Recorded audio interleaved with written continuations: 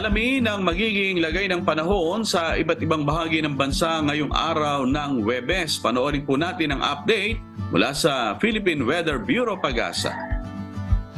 Kasalukuyan, lumakas pa ang bagyong ito. Ngayon, ang lakas ng hangin malapit sa gitna ng bagyo ay nasa 175 km per hour at ang pagbugso ay umaabot sa 215 km per hour. Si Bagyong Jenny ay malapit po sa may southern portion ng Taiwan. Kasalukuyan nasa layong 140 kilometers north-northwest ng Itbayat, Batanes.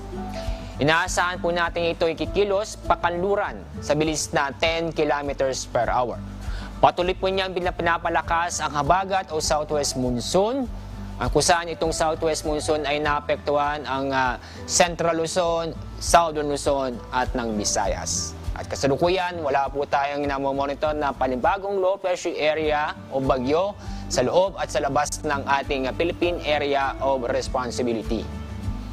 At ngayong araw ay patuloy pa rin nakataas ang signal number 3 sa Batanes, signal number 2 sa northern portion ng Babuyan Islands. Signal number 1 ay nakataas sa dalawang bahagi ng Babuyan Islands, northern portion ng Apayao, northern portion ng mainland Cagayan at northern portion ng Ilocos Norte. Kaya patuloy pa rin tayong mag-ingat at alamin ang ligtas na lugar dahil sa malalakas na pag-ulan at malalakas ang hangin dulot ng bagyo. Lalo po sa bandang Batanes dahil nandun po ang malapit sa gitna ng bagyo sa bandang Batanes area.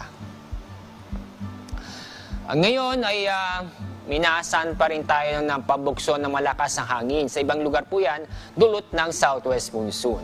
At ang mga lugar po na maapektuhan o makakaranas ng pagbugso ng malakas na hangin ay sa southern portion ng Aurora, Romblon, portion ng Calabarzon, portion ng Metro Manila, portion ng Bataan at portion ng Bicol Region.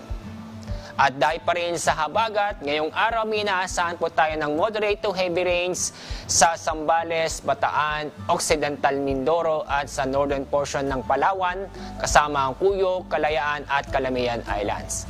Bukas may inaasahan pa rin tayong moderate to heavy rains dulot ng habagat sa Bataan at Zambales, kasama na rin ang Pangasinan. Iba pang detalye ay mababasa po nyo sa ating Pag-asa website, sa ating weather advisory number 9, inisyo po namin kagabi around 11 o'clock ng gabi. Dahil po dito sa mga inaasahang malalakas ng ulan at malalakas ng hangin, inulit po namin ay mag-ingat po tayo at alamin po ang ligtas na lugar dahil may posibilidad po na magkaroon ng landslide at flash flood dulot ng malalakas na pag-ulan sa mga mababang lugar at malapit sa ilog.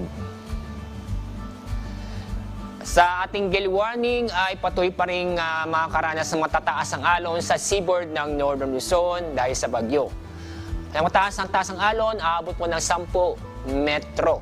At naman lugar po na sa ilalim ng gale warning ay sa Batanes, Cagayan, kasama na rin ang Babuyan Islands, Isabela at Ilocos Norte. Kapag may gale warning, automatic pong huwag pong wala out nating mga kabayan doon dahil po delikado dahil sa matataas na alon.